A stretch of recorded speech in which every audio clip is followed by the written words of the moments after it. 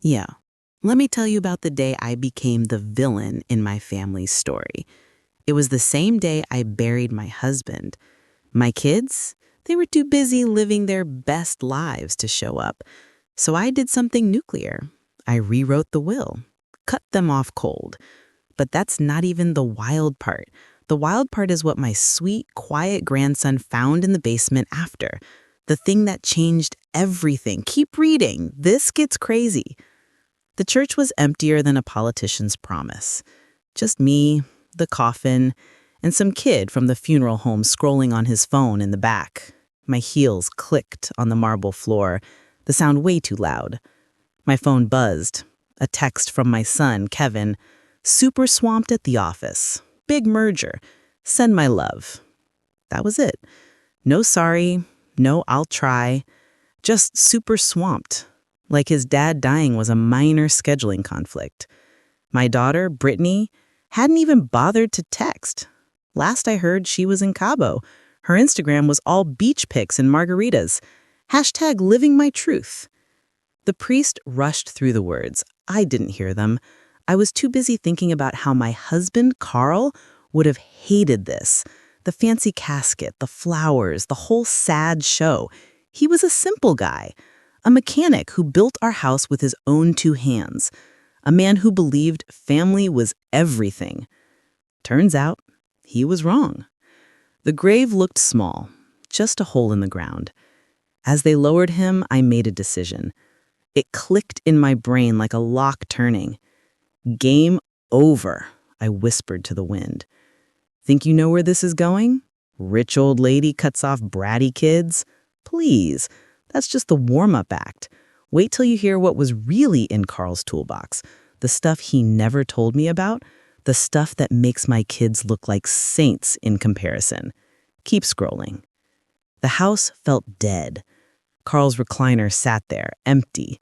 His work boots were by the door like he'd just stepped out. I poured 2 fingers of whiskey, the good stuff he saved for victories. I drank both. The burn felt like truth. First thing Monday, I called my lawyer, Ray, old school guy, smelled like cigars and confidence. Ginny, heard about Carl. A damn shame. Ray, I need a new will today. Cut Kevin and Brittany out. Everything. He didn't even blink. Who gets it? My grandson, Jason, Brittany's boy. Put it in one of those trust things. Lock it up tight. Done, Ray said. They'll fight it. Let them try. But that wasn't the real mission. I went down to the basement, Carl's sanctuary. Smelled like oil, wood, and old memories. He had this big red toolbox, bigger than a suitcase. Combination lock. I tried his birthday. No. Our anniversary? No. Jason's birthday. Click! Bingo! Inside, under the wrenches and socket sets, was a black leather notebook and a sealed envelope with my name on it in Carl's messy handwriting. My hands shook. I opened the notebook. It wasn't a diary. It was a ledger. Dates, amounts, initials. JT, 15K, paid in full, no VIG. MR, 8K, VIG 10% monthly. VIG, vigorish, loan shark interest. Carl wasn't just a mechanic. He was a banker. The kind that breaks your knees, not your credit score. A loan shark? Oh, honey, that's just the first page. The envelope? It had a key. A key to a storage unit I never knew we had. And what was inside made my blood run cold. This wasn't about spy days and missed funerals anymore. This was about survival. You better keep reading. The key was for A+ storage out on Route 9, Unit 117. I drove there in Carl's old truck, my heart pounding in my ears. The place was sketchy. Chain link fence, cameras with broken lenses. Unit 117 was a 10 by 10. I slid the key in, turned it, and rolled up the door. No dead bodies, no stacks of cash, just stuff. 3 unopened cases of premium motor oil, a stack of brand new in-the-box catalytic converters, the expensive kind, and 4 locked military-grade footlockers. On top of one footlocker was another envelope. Ginny, in case of emergency. Love, C. Inside was a single line of numbers, a combination. I spun the dials on the first footlocker, opened it. Guns. 4 of them. Clean, oiled, serious. I slammed it shut, my breath coming in gasps. The second footlocker had stacks of cash, bundled with bank straps, mostly hundreds. I didn't even want to count it.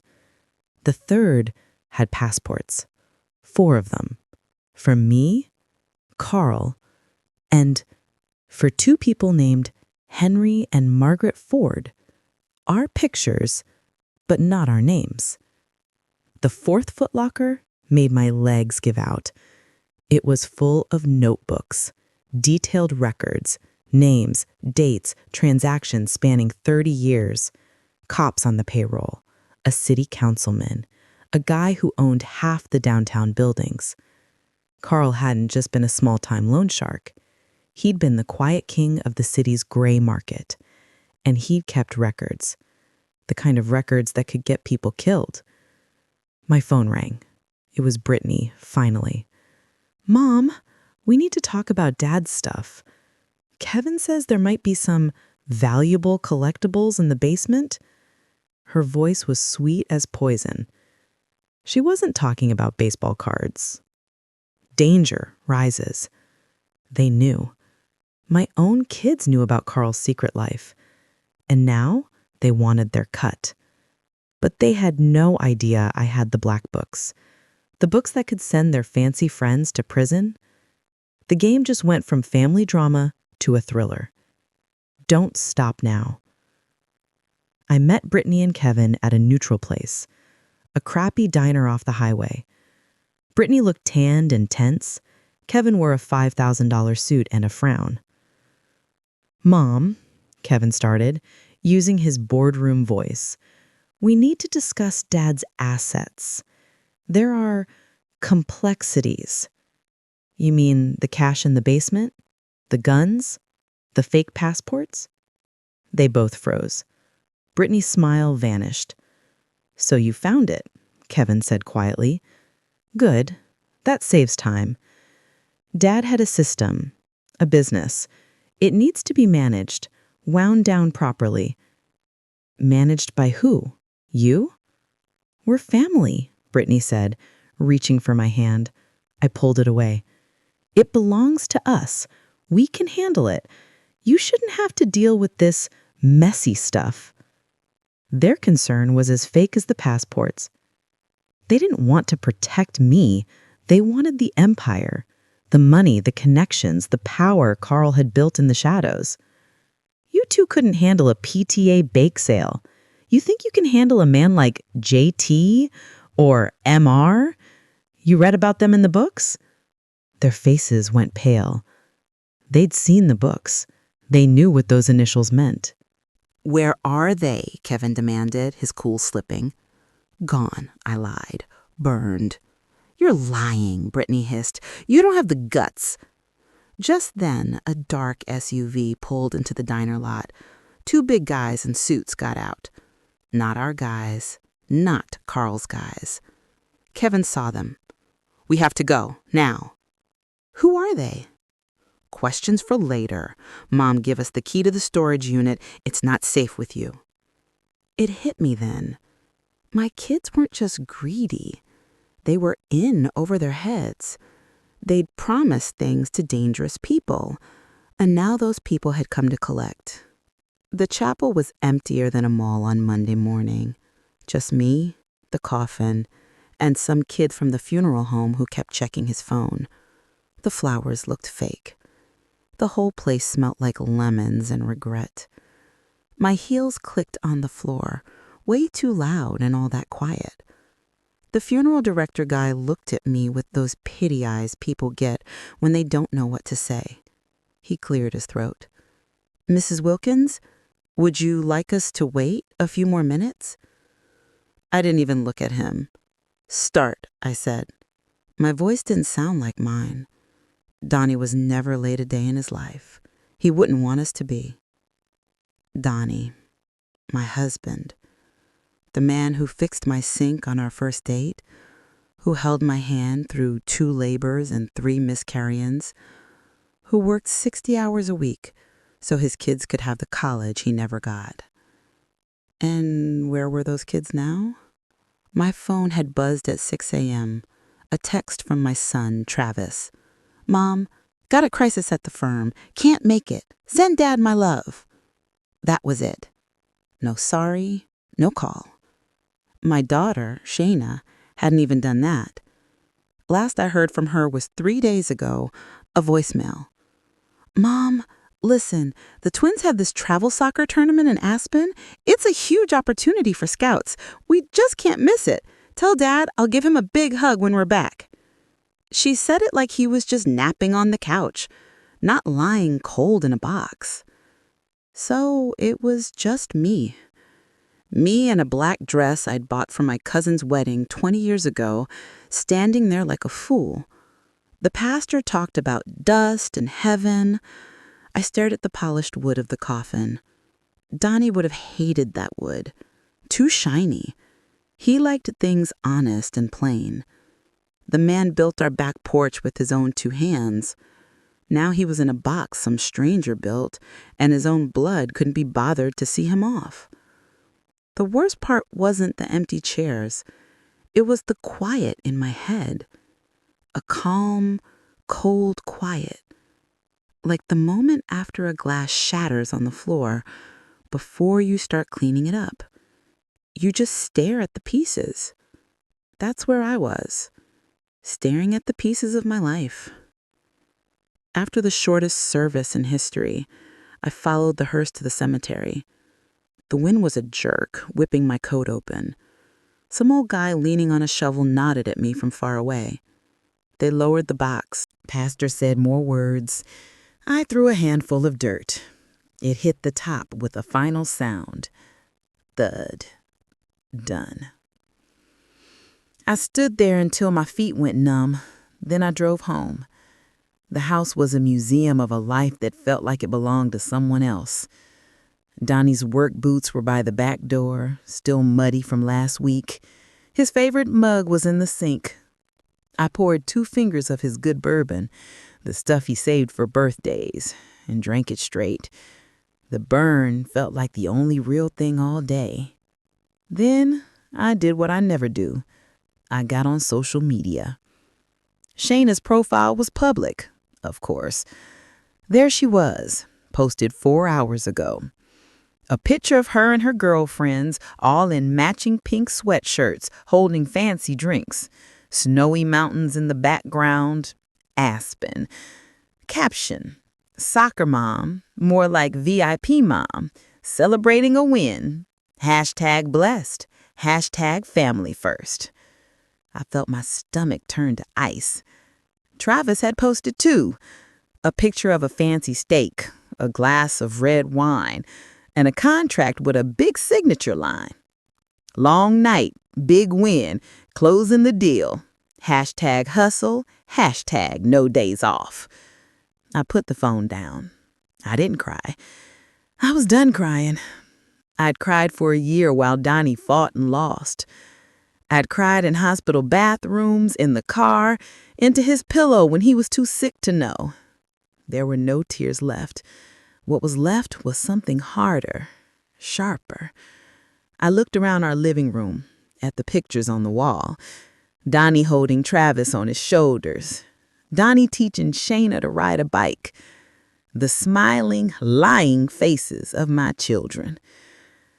I picked up the house phone, the old cordless one Donnie liked. I dialed a number I knew by heart. It rang twice. "Martha? That you?"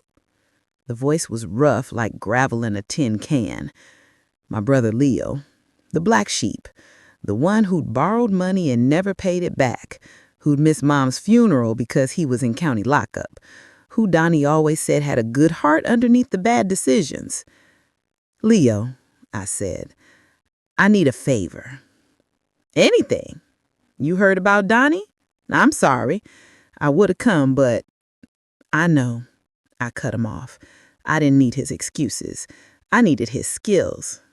Leo was a lot of things, but he knew people, the kind of people who could get things done quietly. I need you to find someone for me. A lawyer. Not the fancy kind. The kind that doesn't mind getting his hands dirty. Leo was quiet for a second. This about the kids? Yeah, I said. It's about the kids. He let out a low whistle. All right, sis, I know a guy. His name's Sal. He's not, bar association material, but he's effective. What you need? I'm changing the will, I said, my voice flat. Cutting them out, all of it. And I needed to stick. I needed ironclad. I needed to hurt. There was a long pause on the other end. I could almost hear Leo's grin. Atta girl. I'll have Sal call you tomorrow. He don't work cheap. I don't care, I said. And I didn't. Donnie had left me comfortable. Not rich, but comfortable. And I'd spend every last dime of it making sure Travis and Shayna didn't get a single cent more. Consider it done. I hung up. The quiet in the house felt different now. Not empty. Charged. Like the air before a lightning strike. I went to the hall closet, moved the old winter coats, and felt along the top shelf. My fingers brushed cold metal. I pulled down Donnie's old metal lockbox, the one he said had our important papers in it. I'd never had the reason or the nerve to open it before.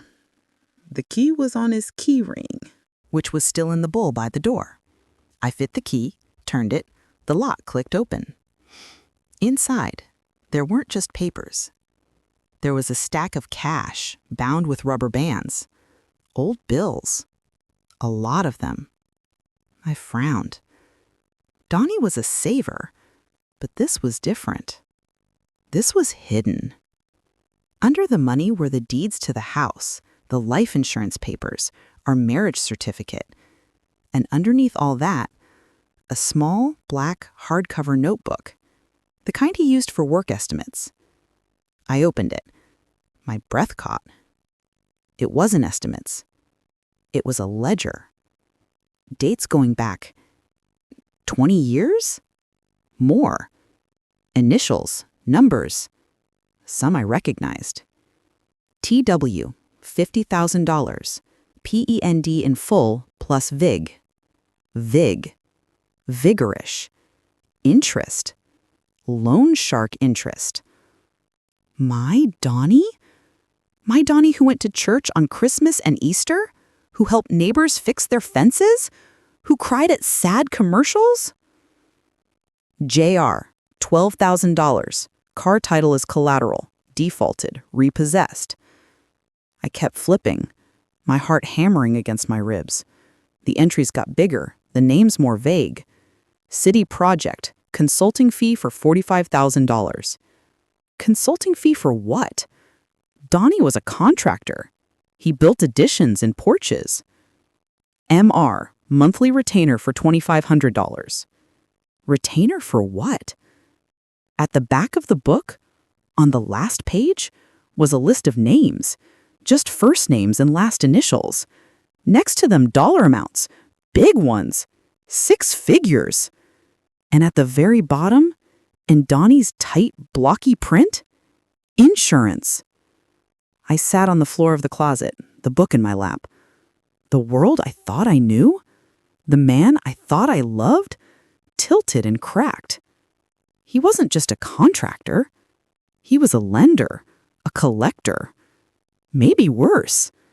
And he kept a book that could ruin a lot of people, a book my children, in their greedy, stupid rush for their inheritance, would probably just hand right over to whoever asked first. The cold feeling in my stomach spread. This wasn't just about hurt feelings anymore. This was about survival. Sal the lawyer called the next morning. His voice was smooth like a late-night radio DJ. "Mrs. Wilkins? Leo speaks highly of you. Says you have a situation." "I do. He mentioned a will revision. Hostile." "Very. I can do that. My specialty is making things permanent. But for that I need to know everything. Are we just disinheriting, or are we also protecting?" I looked at the black book on my kitchen table. "Both," I said. "There are other assets. Complicated ones." "Understood," Sal said. I could hear him lighting a cigarette. "I'll be there at 2. Don't talk to anyone until then, especially your kids." Travis called at noon. His voice was all fake concern. "Mom, how are you holding up?" "I'm fine, Travis." "Listen, Shayna and I are worried. You're all alone in that big house. We think maybe it's time to talk about next steps. Maybe a nice senior community? We could help you downsize, handle all the paperwork." He was so transparent, it was pathetic. He didn't want me to downsize. He wanted me to sell so he could get his hands on the equity. "I'm not going anywhere." "Travis, be reasonable. The upkeep alone." I repeated slowly, "I'm not going anywhere. This is my home, mine and your father's." He sighed. The sigh of a man who's dealing with a difficult child. "We'll talk more when I'm back in town. Love you." He hung up before I could say it back. Not that I would have. Nice suit that didn't quite hide the muscles underneath. He had calm eyes that missed nothing. He shook my hand, sat at my kitchen table, and listened. I told him about the funeral, the texts, the Instagram posts. He just nodded, taking notes on a legal pad. Then I slid the black book across the table. He opened it, flipped a few pages. His eyebrows went up a fraction of an inch. "This is your husband's?" "Yes." "And your children know about it?" "I don't know. Maybe. Donnie, he loved them. He might have told them something, bragged a little. He was proud of provided." Sal closed the book gently. "Mrs. Wilkins, this isn't a will problem. This is a liability problem. The people in this book, they won't want this loose in the world. If your children inherit, they inherit this problem, and they don't seem like the type who can handle it." "So what do I do?" "We do 3 things," Sal said, counting on his fingers. 1, we rewrite the will, leaving everything to a sole beneficiary of your choosing, in a trust so airtight it'll survive a meteor strike. 2, we secure this book and any other assets your husband had. 3, we control the narrative. We get ahead of the story before your kids can spin it. "Who would I even leave it to?" I asked, mostly to myself. But the answer came immediately. Cody, Shayna's oldest boy, 18, quiet, with Donnie's thoughtful eyes, the one who'd come over and mowed my lawn all last summer without being asked, who'd sat with Donnie for hours just watching ball games, not needing to talk, who'd hugged me at the hospital and said, "It's going to be okay, Grandma," when it so clearly wasn't. The only one who seemed to see us as people, not an ATM. My grandson, Cody. Sal wrote the name down. "Good. A younger beneficiary is better for a long-term trust. Now, about the book. Where else did your husband keep things?" I led him down to the basement, to Donnie's workshop. It was a mess of tools and half-finished projects. Sal looked around like a detective. He pointed to a section of the workbench. The top was thick, solid oak. "See how the dust pattern is different here?" He ran a finger along the edge, found a tiny, almost invisible latch. He pressed it. A section of the bench top about 2 feet long popped up. It was a hidden compartment. Inside were more stacks of cash, bundles of documents in sealed plastic bags, and a pistol, clean and oiled. I stared. My Donnie. My sweet, gentle Donnie had a hidden gun? "He was protecting you," Sal said quietly, seeing my face. "This is a man who knew the world was a dangerous place. He built a fortress for you. Maybe not the kind you see." He bagged everything up methodically. I'll put this in a secure location. For now, we proceed with the will. Once that's filed, we have more options." We went back upstairs. Sal drafted the new will right there at my table. It was brutal in its simplicity. I, Martha Elaine Wilkins, being of sound mind, hereby revoke all previous wills. I leave my entire estate, real and personal, of every kind and description, to my grandson, Cody James Miller, to be held in a spendthrift trust until he attains the age of 30. I expressly disinherit my children, Travis Andrew Wilkins and Shayna Marie Miller, for reasons known to them. I signed it. Sal had brought a notary with him, a severe-looking woman who witnessed my signature without a word. It was done. Trap was set. Now, Sal said, folding his copy, we wait for the first move. It didn't take long. Shayna showed up 2 days later, unannounced. She let herself in with her key. I was in the kitchen making tea. "Mom, you're not answering your phone," she said, her voice a little too bright. She was tanned from the snow. "I've been busy," I said. "How was Aspen? The twins win?" She waved a hand. "Oh, it was fine. But listen, I'm worried about you. Travis said you sounded fragile on the phone." Fragile. Code for easily manipulated. "I'm tough as old boots, Shayna. You know that." She sat down, not invited. "Mom, the house, it's so much for you. And with Dad's passing, the finances must be a mess. Why don't you let Travis and me help? We can get a power of attorney, just to simplify things. Take the burden off you." There it was. The first play. They wanted control. "That's very kind," I said, my voice sweet as poison. "But I've got it handled. Your father left me very clear instructions." Her smile tightened. "Mom, be realistic. This is complicated legal stuff. You need family." "I have family," I said, looking right at her. "I had family a week ago. Where were they?" Her face flushed. "That's not fair. We had commitments. Dad would have understood." "Your father," I said, my voice dropping to a whisper, "is dead. He doesn't understand anything anymore, and you weren't here." She stood up, her chair scraping loudly. "You're being irrational. Grief is making you paranoid. We're trying to help." "Get out, Shayna." She gaped at me. I'd never spoken to her like that, not once. "What?" "Get out of my house and leave your key on the table." Her shock turned to fury. She yanked the key off her keyring and slammed it on the table.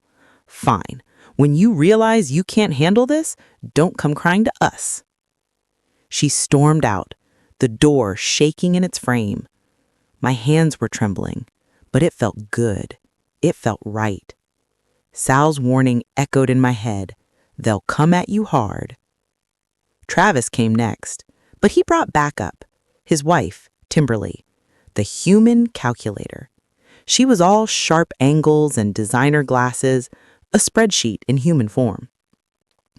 They came in the evening, bearing a tasteless store-bought pie. "Mom," Travis said, giving me a stiff hug, "we need to have a family meeting." "The family seems pretty met already," I said, but I let them in. Kimberly got straight to business. She opened a fancy leather folio on the coffee table.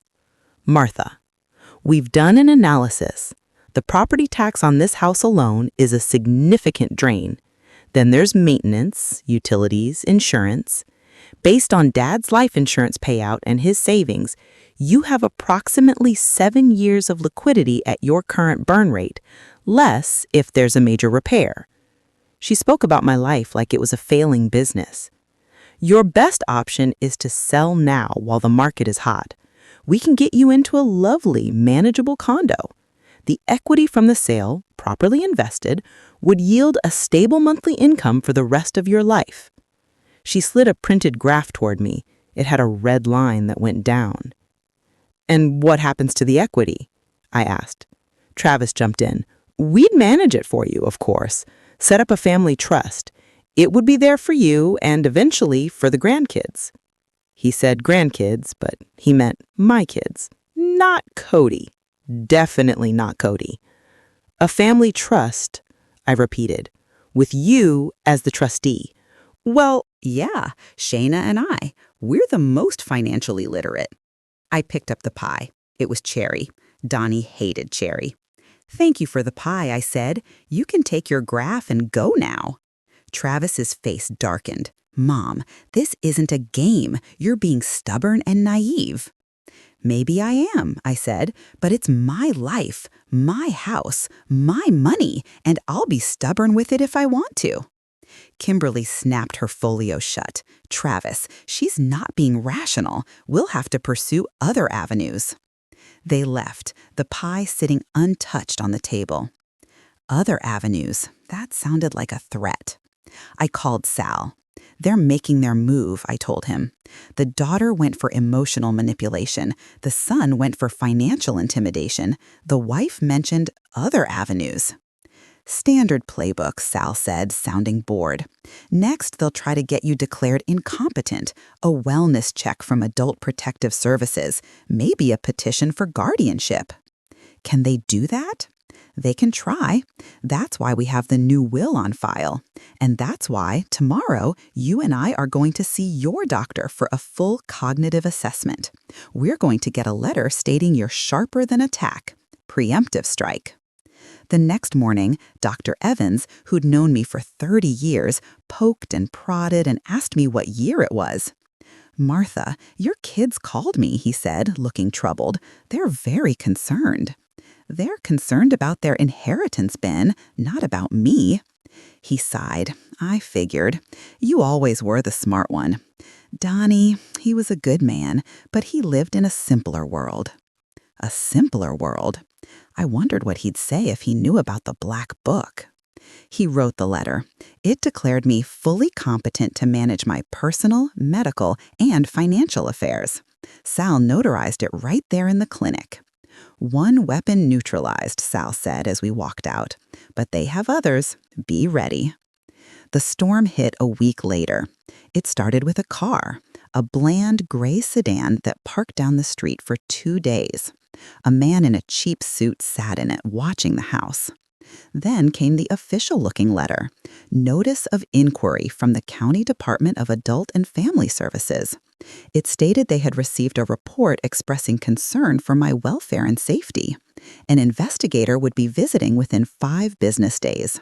Travis's other avenue. I showed the letter to Sal over the phone. Right on schedule, he said. Don't worry, I'll be there for the visit. In the meantime, Martha, I need you to do something for me. What? I need you to talk to Cody. Prepare him. He's the key to all this. If they can turn him against you or convince him to refuse the inheritance, their path gets easier. My heart squeezed. Cody was a good kid. I didn't want to drag him into this war. But Sal was right. I called him. He answered on the first ring. Grandma, everything okay? Can you come over, honey? We need to talk. He was there in 20 minutes on his beat-up motorcycle. He came in smelling like fresh air and engine oil, his face full of concern.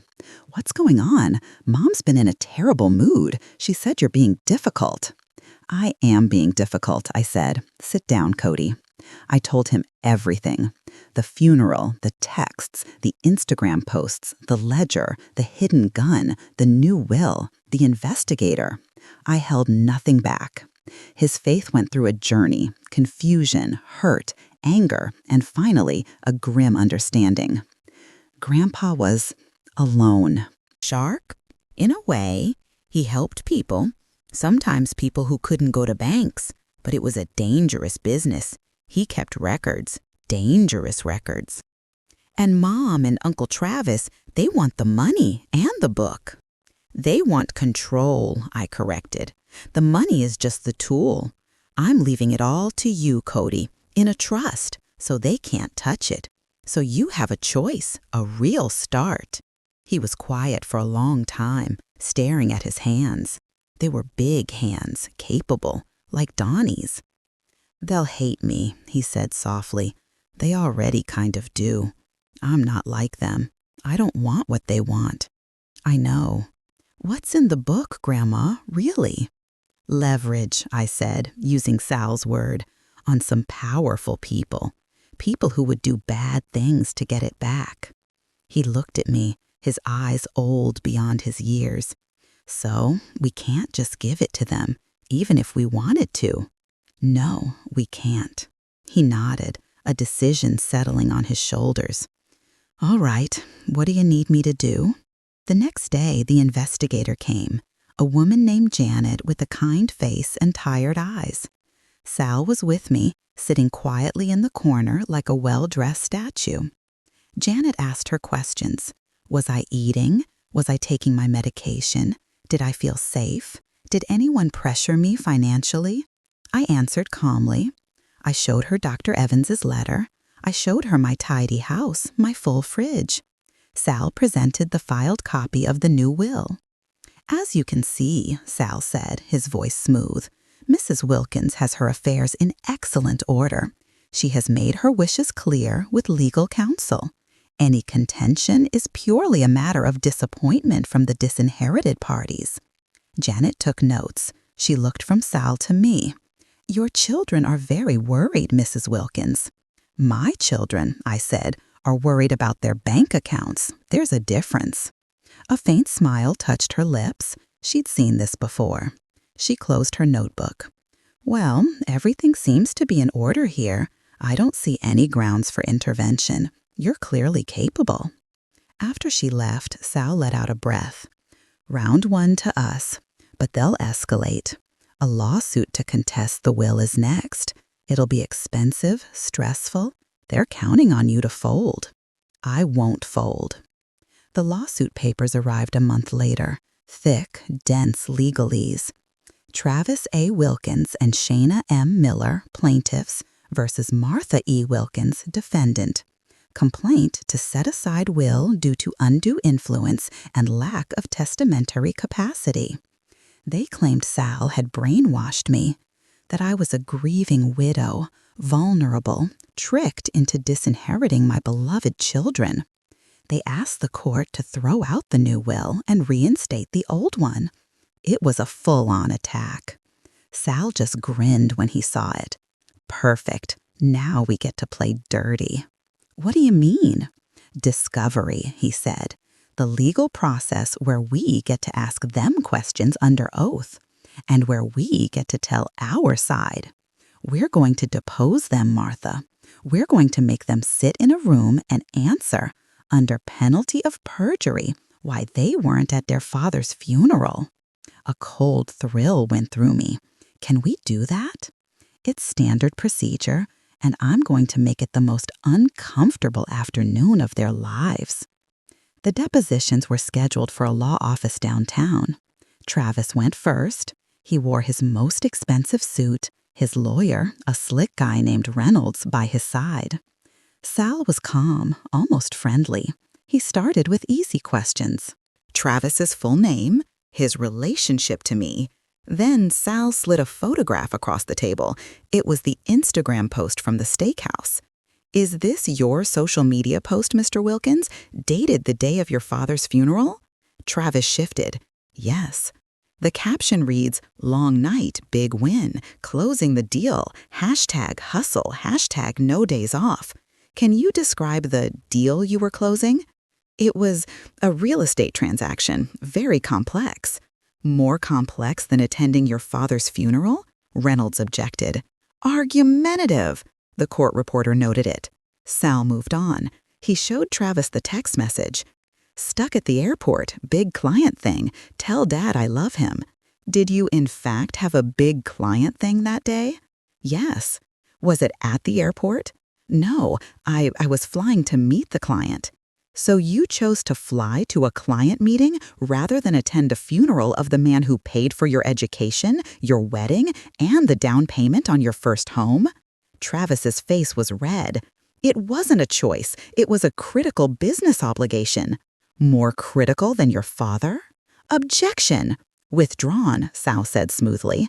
let's talk about your financial analysis of your mother's situation. You proposed she sell her home, correct? For her own good. And the proceeds would go into a family trust you would control to manage for her benefit. And after her passing, that would go to the beneficiaries, me, my sister, the grandkids. But under the new will, the sole beneficiary is your nephew, Cody. You're suing to remove him as beneficiary and insert yourself, correct? Travis was sweating. The will is the product of undue influence. She wasn't in her right mind. Sal leaned forward. Your mother just passed a cognitive assessment with flying colors. You, however, seem to be under the impression that your father left behind only simple contractor's tools. Did he ever discuss with you any other business interests? Travis froze. His eyes flickered just for a second to his lawyer. I don't know what you mean. I think you do, Mr. Wilkins. I think you know exactly what I mean. And I think that's what this is really about. Reynolds stood up. This deposition is over. Shayna's deposition was worse. She cried. She claimed I'd always favored Travis, that I was punishing her for moving away, that Donnie would be heartbroken. Sal was gentle, deadly. He showed her the Aspen photo. Soccer mom? More like VIP mom. Do you think your father would have appreciated being called a VIP opportunity you missed? You're twisting my words. You said you'd give him a hug when you got back. He was in the ground, Miss Miller. How exactly did you plan to do that? She broke down sobbing. Her lawyer ended it.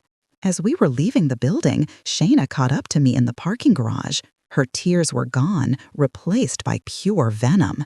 You vicious old witch, she hissed. Do you have any idea what you've done? I've protected myself from vultures, I said, not stopping. He left a book, Mom, she shouted after me. A book a lot of people want. You have no idea who you're messing with. They'll come for it. And when they do, you'll wish you'd just given it to us. I got in my car and locked the doors, my hands shaking. She knew. She absolutely knew about the book. And she was scared of the people in it. I called Sal. They know. Shayna just threatened me. She said they'll Come for it. Sal's voice was grim. All right, time for phase 2. We need to make the book disappear. Permanently. How? A trade, he said. We find the most powerful name in that book, and we offer them the book in exchange for protection and for sending a message to your children to back off. It sounded insane, dangerous, but what choice did I have? Who's the most powerful name? There's a city councilman in there, James R., big development projects. His initials are all over the consulting fees. He has the most to lose, and he has the muscle to make problems go away. You want me to blackmail a city councilman? I want to offer him a mutually beneficial solution. He gets the only copy of the ledger linking him to my client's late husband. In return, he ensures my client's children drop their frivolous lawsuit and leave her in peace. A simple business transaction. My mouth was dry. How do we contact him? Leave that to me. A week later, I was sitting in the back room of a very expensive, very quiet restaurant. Across from me was Councilman James Robertson. He was in his 60s, impeccably dressed, with cold, intelligent eyes. Sal sat beside me. Mrs. Wilkins, Robertson said, his voice a low rumble. My condolences on your loss. Donnie was a reliable man. Thank you, I managed. Mr. Salvatore here tells me you have something of mine, or rather something with my name in it. I slid the black book across the white tablecloth. He didn't touch it. And you want? My children are suing me, I said. They want my house, my money, and this book. I want them to stop, permanently. I want them to be afraid to ever bother me again. He finally picked up the book, flipped to a page marked with a slip of paper. His page. He studied it, his face expressionless. Then he closed the book. Your children have been indiscreet. They've been shopping my name around to certain parties, trying to gauge the book's value. It's attracted attention. The wrong kind. My blood ran cold. What does that mean? It means there are people who would rather acquire the book through simpler, more violent means than a lawsuit. Your children have put a target on your back, Mrs. Wilkins. I felt the room sway. Sal put a steadying hand on my arm. We're aware of the liability, Sal said. That's why we're here. For a clean solution. You get the book, all copies. We get peace. Robertson nodded slowly. I can make the lawsuit go away. I can make your children understand the consequences of further action. But there is a condition. What? The boy, Cody. He cannot inherit the book's knowledge. He must be kept out of this world entirely. If he starts asking questions, digging into his grandfather's past, the protection ends. I looked at Sal. He gave a slight nod. He won't, I said. I'll make sure of it. Then we have an agreement. He stood up, tucking the book inside his jacket. You'll hear from your children's lawyers within the week. They will drop the suit. They will leave you alone. Consider this a final courtesy to Donnie. He was a man of his word. I will be the same. He left without another word. Sal let out a long breath. It's done, is it? For now. He's a powerful man. His word is good in this. Your kids will be told in no uncertain terms that pursuing this is bad for their health. He was right. 3 days later, Travis's lawyer, Reynolds, called. Sal, in a strained, formal voice, he stated that his clients were withdrawing their lawsuit without prejudice. They would not be pursuing any further legal action regarding the estate. Shayna sent a one-line email. You win, don't contact us again. It was over. I'd won. I'd saved the house, the money, my freedom. So why did I feel so empty? The house was quiet, too quiet. Cody came over more, trying to fill the silence. He'd work on his motorcycle in the driveway or help me in the garden. He never asked about the book, the meeting, the lawsuit. He just showed up. One afternoon, we were painting the garden shed, the old one Donnie built. Grandma, Cody said, his voice careful, what really happened with the lawsuit? I told him about the meeting with Robertson. He listened, paintbrush still. So we're safe because some crooked politician has Grandpa's book? We're safe because he thinks he has the only book, I said softly. Cody's eyes widened. I nodded. Donnie taught me a thing or two about insurance. The book I gave Robertson was a copy, a very good one. Sal has the original, in a safe place. Our last piece of leverage, just in case. Cody shook his head, a slow smile spreading. Grandma, you're a gangster. I laughed, a real laugh that hurt my ribs. No, honey, I'm just an old lady who learned how to say no. The seasons changed. Fall turned the leaves, then winter stripped them bare. I got used to the quiet. I took a painting class. I joined a book club with some ladies from the library. I lived my life. Travis and Shayna became ghosts. No calls on birthdays, no Christmas cards. I heard through the grapevine that Travis's big deal fell through, that he'd left his firm. Shayna and her husband were having money troubles. Part of me ached for them, the mother part, but the survivor part knew they'd made their bed. On the first anniversary of Donnie's death, I didn't go to the cemetery. Instead, Cody and I went to Donnie's favorite fishing spot, a muddy bank on the river. We didn't fish, we just sat and threw stones in the water. He loved it here, I said. He said the quiet helped him think. What did he think about? Cody asked. Everything, the business, the family, how to keep us safe. I looked at my grandson, this good, kind young man who was my family now. He'd have liked you being here. Cody threw a flat stone, making it skip 4 times. I miss him. Me too, kid, me too. That night, back home, I was making tea when the doorbell rang. It was late, too late for visitors. I looked through the peephole, a man I didn't know. Late 40s, grim-faced, in a dark coat. My heart jumped into my throat. Had Robertson changed his mind? Had someone else come for the book? "Who is it?" I called, my voice steady. "Mrs. Wilkins, my name is Agent Harris, FBI. I'd like to talk to you about your husband, Donald." The FBI. I unlocked the door, leaving the chain on. I saw the badge. It looked real. "What's this about?" "May I come in? It's about your husband's business records and Councilman Robertson." I felt the world tilt again. So it wasn't over. It was just beginning again. I slid the chain off and opened the door. "You better come in," I said, "and you better start talking." Agent Harris stepped inside, his eyes scanning the room, taking everything in. He didn't sit. "Mrs. Wilkins, we've been investigating James Robertson for years. Racketeering, bribery, extortion. Your husband's ledger is a key piece of evidence." "I don't have it," I said quickly. "I gave it to Robertson." "We know," Harris said. "We have the meeting at the restaurant on tape. We've been watching him for a long time." I sank into a chair. "So you saw everything? We saw you make a deal to protect yourself. We understand. But here's the problem. The copy you gave him is perfect, too perfect. He's had experts look at it. They can't prove it's a forgery, but he's suspicious. He thinks you kept the original, and he's not a man who tolerates loose ends." The cold fear was back, curling in my stomach.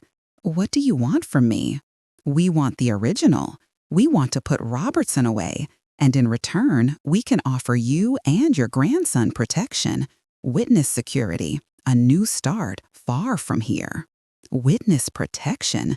To leave my home, my life, everything Donnie built, to disappear? "And if I say no, then you're on your own, and Robertson will eventually send someone to tie up that loose end.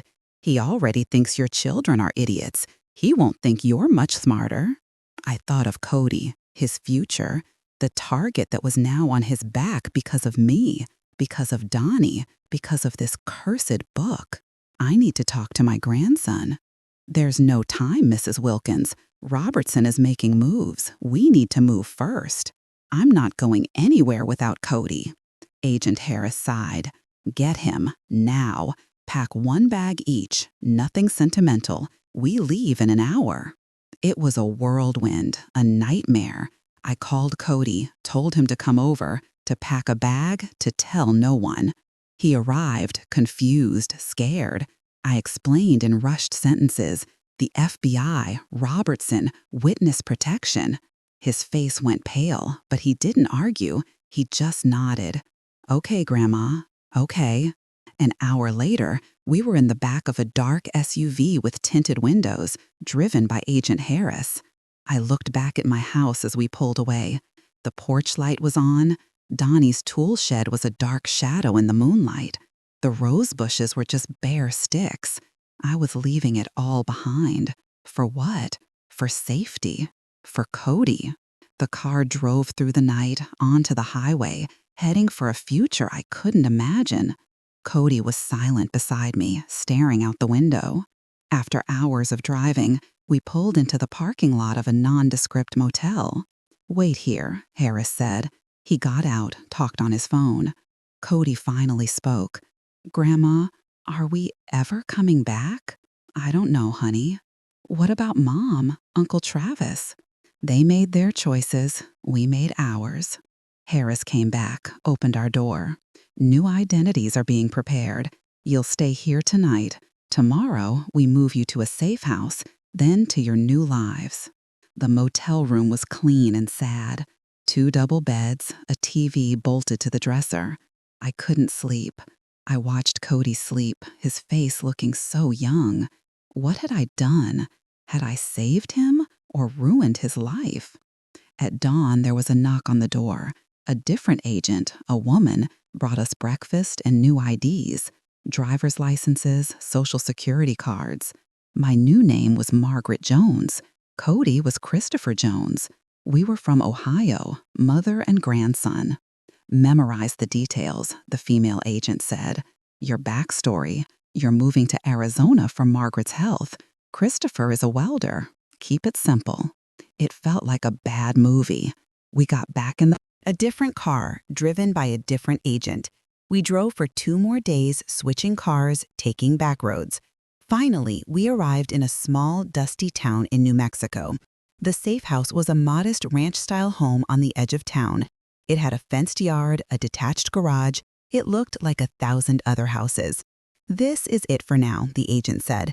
"Get settled, learn your names, don't make friends, don't talk about the past. Someone will check in weekly."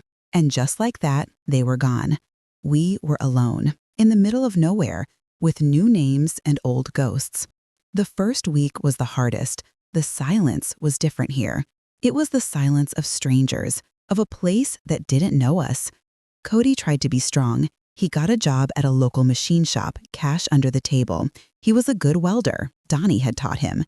I tried to make the house a home.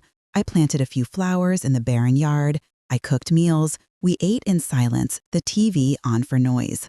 One night, Cody broke down. "This is my life now," he said, his voice thick. "Hiding in the desert? Looking over my shoulder? For what? For money I never wanted?" "It's for your safety," I said, but it sounded weak even to me. "Safety?" He laughed, a bitter sound. "Grandpa spent his life in a dangerous business to give us safety. And where did it get him? In the ground. Where did it get us? In hiding. What was it all for, Grandma?" I had no answer. He was right. Donnie's whole life, his secrets, his sacrifices, they'd led here, to a safe house in the desert with his widow and his grandson living a lie. I'd fought so hard to keep control, to not be a victim, and yet here I was, a victim of the very legacy I tried to control. Months passed. We got into a rhythm. Cody made a few casual friends at work, careful not to get too close. I volunteered at the local thrift store, sorting donations. We were Margaret and Chris Jones, quiet, keep to themselves. Then, one hot afternoon, a familiar car pulled up outside, a gray sedan. My blood turned to ice. It was the same car that had parked down my street all those months ago. The driver's door opened, and out stepped Sal, my lawyer. He walked to the door, knocked. I stood frozen. Cody came out of his room. "Grandma, who is it?" "Stay back," I whispered. I opened the door a crack. "Sal." "Hello, Martha. Or should I say, Margaret? How did you find us?" "The FBI isn't the only one with resources," he said calmly.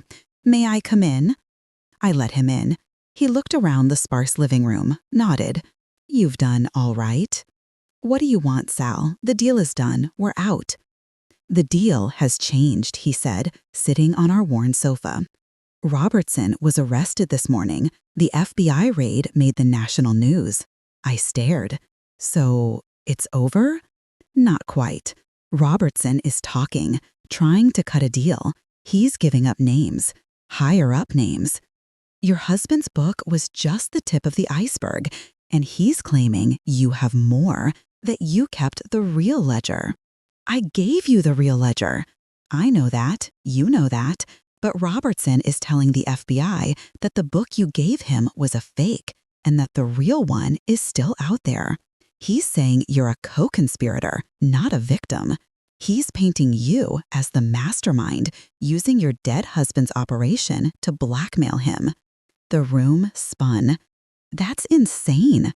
"Of course it is, but it's a story that helps him, and It puts you right back in the crosshairs. The FBI is reconsidering your witness status. They think you might have played them." Cody stepped forward, his face hard. "So what do we do?" Sal looked at him, then back at me. "You have one move left, the only move that ever really matters." "What's that?"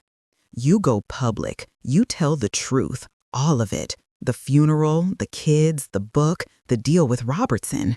You go to the biggest news outlet you can find, and you tell the story of the widow who was pushed too far. You make it a story about family betrayal and corruption, not about gangsters and ledgers.